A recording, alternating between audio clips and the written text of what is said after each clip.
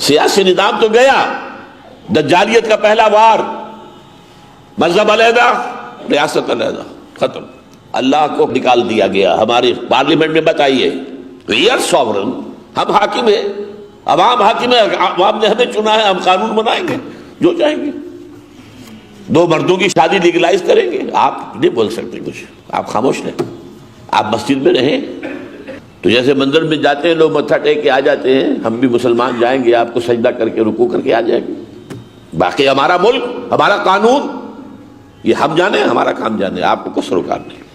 یہ پہلا وار دجالیت کا یہ پوری دنیا پر مسلط ہو چکا ہے۔ دوسرا وار دجالیت کا سود اور سود پر مبنی بینکنگ سسٹم اور اس کی بنیاد پر کیپٹلسٹک سسٹم، کیپٹلسٹ اکانومی پوری دنیا میں۔ اب رہ گیا تھا کیا؟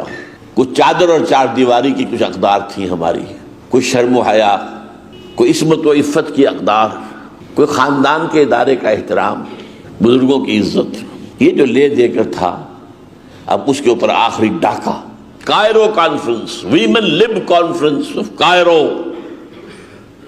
آزادی نسواں کی تحریک کے لیے انٹرنیشنل کانفرنس قاہرہ میں ہوئی۔ 5 سال کے بعد پھر بیجنگ کانفرنس۔